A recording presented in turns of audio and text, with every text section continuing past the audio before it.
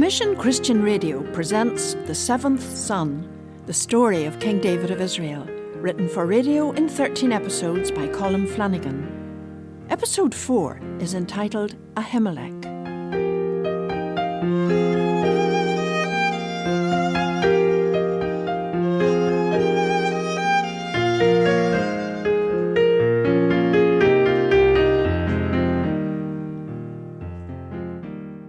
My brother David was an outcast from the king Saul.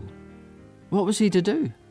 With a few close friends, including me, he went to the town of Ramah, where the old prophet Samuel still lived. So what are you going to do now, David? Saul is trying to kill you and he won't stop. I know, but Samuel, how can all this be happening to me? I'm the Lord's anointed, am I not? Oh yes, there's no doubt about that. And you will be king one day, I'm certain of that. But that day may still be far in the future, or it may be close. Only the Lord knows the time. But the path is clear and he will keep you safe. I will do my best to help as well. We have a place here in Ramah. It's called the Prophet's Village. Let's go there now, and if Saul's soldiers come looking there for you, they may get a bit of a shock. We set off, and sure enough, as Samuel had predicted, soldiers arrived from Saul looking for David. Samuel went out with a group of other prophets. They sat outside the house, chanting praise to God. They called it prophesying. O Lord our God, how excellent is your name in all the earth. I will You there! praise you, Lord, I have a question with to all ask. my heart, and tell about the wonders you Listen have to me, I come in the name of the Worship King. Lord, for he Is Samuel has the done prophet great with you? things. Yes, He is the I am Lord he. God Almighty. We're looking for the runaway, David. O Lord our What God, did you say? how excellent I is said your name we are in looking all for the earth. runaway David. I will David? praise you, Lord, with Yes. all my heart. David, oh, I remember. The boy who killed Goliath years ago and is now an army officer. That David. Don't mess about with me, old man. Oh, I wouldn't dream of it. Have you not swords and I have nothing to protect me? What has David done? He is plotting against the king. Oh, serious. Very serious. But I know nothing of such things. All I do is worship God. As you do you not? Yes, of course I do. Well then, worship with us. How excellent is your name in all the earth. I will praise you No, with all my heart and tell I mean, about the wonders you have I must worked. continue the search. Worship the Lord, for he has done great things. He is the Lord God Almighty. O Lord our God, how excellent is your name in all the earth. The soldiers chanted all day, and then as the sun set, the prophesying stopped, and Samuel sent them away, still chanting. They had forgotten all about their hunt for David. Apparently, they returned to Saul in the same state. He sent a second group, then a third. The same thing happened again and again. Finally, Saul came himself. When he met Samuel, he stripped himself naked and began chanting too. Then he lay down on the ground. He stayed there for a whole day and a night. At this, David and the rest of us left. David was uneasy about what was happening.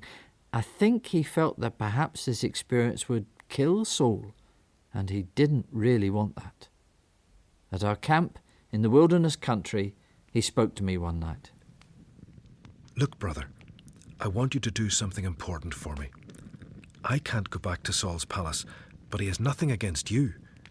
I need to talk to Jonathan. Surely we can sort something out and stop Saul trying to kill me. Will you do that? Look, go to Michal first. She'll help. I wasn't so sure that my safety was as guaranteed as David seemed to think, but I agreed. All went well, and a few days later I led David to a remote hillside overlooking our camp, where Jonathan waited. I still don't understand, Jonathan. What have I actually done wrong? But David, I was with him when he swore undying friendship with you. If he really was trying to kill you, don't you think he'd have told me? He hasn't talked about you at all to me. Maybe not. After all, he does know that you and I are friends. But I swear by the living God, I'm just a step away from death. All right. If you are speaking truly, then what do you want me to do? Listen, tomorrow's a festival. I would usually eat it with your father. But this time I won't be there. And I'll stay away the next day as well. If Saul asks you where I am, tell him I've gone to Bethlehem to celebrate the festival with my family. If your father's happy with that, then I'm safe. But if he gets really angry, you'll know he actually does plan to harm me. Look, Jonathan, you've promised the Lord that we will always be friends. Now you have to show it. My life is in your hands. If I've done anything wrong, then kill me yourself. But don't hand me over to your father. David, my friend, I will do this for you. Of course I will let you know if Saul appears friendly, but if not, I'll help you escape. I know that one day you will be king, not me. I don't mind that. I would rather the Lord's will be done in this land. And I don't want to end up like my father. Poor man. Let the Lord bless you as he used to bless my father, and be a friend to me and the rest of my family when you overcome all your enemies. Don't count me among them. They each repeated their promises. Then Jonathan outlined his plan. Hide behind the big rock. Remember the one we used to call Going Away Rock? I shoot 3 arrows at a target. Then I'll send my servant to fetch them back. If it is safe, I'll call out, "The arrows are on this side of you. Pick them up." But if it isn't safe, I'll say, "They are further away." 2 days later, David's place at Saul's table was still empty. Where's David, Jonathan? He hasn't been here for 2 days now. My father, David, begged me to agree that he could go to Bethlehem to offer sacrifice and share the festival with his family, and see his brothers as well. Oh, he did he? Well, well. Treachery! Treachery! They're all traitors! They're all plotting against me! As for you, you are either really stupid, or else, do you know, I have a feeling that you are in it too, dear son of mine. What did he promise you? What did he promise you, eh? You tell me. You've chosen to be loyal to that son of Jesse? You should be ashamed of yourself. Well, he'll cheat you too, just like he cheated me, you see? You'll never be safe and your kingdom will be in danger as long as that son of Jesse lives. Hand him over to me! He deserves to die! In his rage, Saul picked up the spear which was never far from his side. He hurled it at Jonathan. I don't think he really meant to kill his own son, but the rage had taken him over completely. Jonathan now realized how deep-seated Saul's hatred for his friend really was. The next day, he went out into the field and shot 3 arrows. Go further away. The arrows are beyond you. The danger signal had been given. Once the servant had collected the arrows, Jonathan sent him away. Then he walked back towards the Going Away Rock. David, Jonathan, oh my friend, do you believe me now? What happened? yes, I'm afraid I do believe you. Saul went crazy when I told him what we'd said. He nearly killed me with his spear. Take care of yourself, David. Remember our vows of friendship before the Lord. Now you'd better go before my father becomes suspicious and sends someone out to find me. He doesn't trust anyone these days. They parted, and were never to meet again in this world. Once again, Saul sent out soldiers to try and capture or kill David if they could. However, many people in the land supported David, and so Saul's soldiers often met a wall of silence. But soon, one man was to find that his friendship for David would cost him and others dearly. Ahimelech lived in a small town called Nob. He was a priest of the Lord in the town and lived a quiet life. One day, he was surprised to see David coming towards the town. He was on his own. This was unusual because normally David travelled with a contingent of soldiers. Why was he alone? Ahimelech had heard disturbing rumours of trouble between David and the king.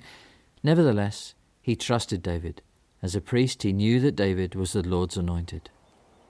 David, it's good to see you, my friend. What brings you here? And where are your men? Ahimelech, I need your help. Of course. I'm on a sort of secret mission from Saul. He told me I mustn't tell anyone about it, so I've told my men to stay away. But I'm hungry. Do you have any food? The only food I have is the sacred bread. But in this case, I'm sure it'll be all right for you to have it. Come into the place of worship, and I'll give it to you. David's lie to Ahimelech was to have terrible consequences. But for now, the priest led him into the place of worship, where David had a further request. I need a sword, Ahimelech. I had to leave so quickly that I didn't have time to bring mine with me, or any other weapons, not even my sling. Well, I'm a man of peace. I have no weapons of my own, but there is the sword that Goliath used to own. You'll remember it, I expect. We all do. Take it. It's wrapped in a cloth behind the altar. Hey, what could be better? That's great. I'll take it on my mission. Unknown to either man, there was an eavesdropper on this conversation. Doeg, an Edomite and an officer in Saul's army, happened to be there at that time. He heard everything that passed. But for now he kept silent, biding his time, until one day Saul heard from a spy that David was planning an ambush on him. He called his officers. So here we are again, you officers in my army. What's wrong with you? Why can't you find that wretched son of Jesse and kill him for me? None of you even told me that my son Jonathan was friendly with him. It's time you did something for a change, and now I hear he's planning an ambush on me. Your Majesty. The problem is that some of your own people are helping that son of Jesse. I was in the town of Nob recently, and I saw the priest there help him with food and even weapons. How can that be when you are the Lord's appointed king? What? Send a messenger and bring that priest and all the others of his family here. I need to talk to him. Ahimelech and his family were brought before the king.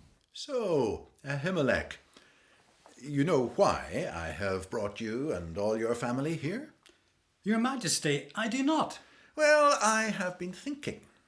You have in your keeping a sword, the one which belonged to Goliath, the Philistine. Now, I think it should be brought back here to Jerusalem. As you wish, Your Majesty, but why do you need all my family here? I wish to see the traitorous family that you are. Your Majesty, I'd not find that sword in your place, would I, Ahimelech? No, I wouldn't, because you gave it to that son of Jesse who's trying to take my throne, and that is treason. Ahimelech, why did you plot with that rebel against me? You gave him food and a weapon, and now he is trying to ambush and kill me. Is this what you call serving the Lord, betraying your own king? But Your Majesty, David is your loyal servant. He's your son-in-law and captain of your bodyguard.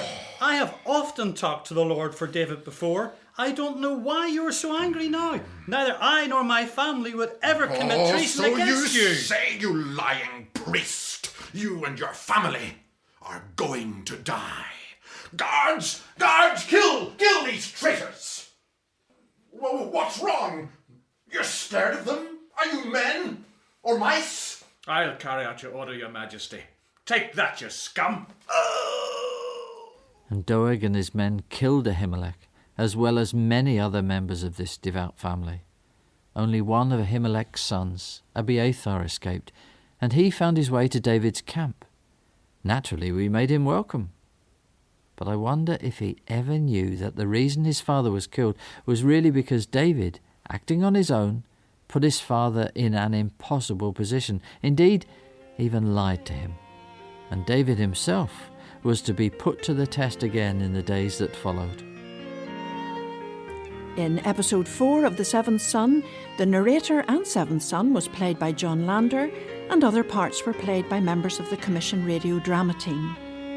The play was produced in Belfast at Commission Studios by Colm Flanagan. Episode 5 is entitled Outcast.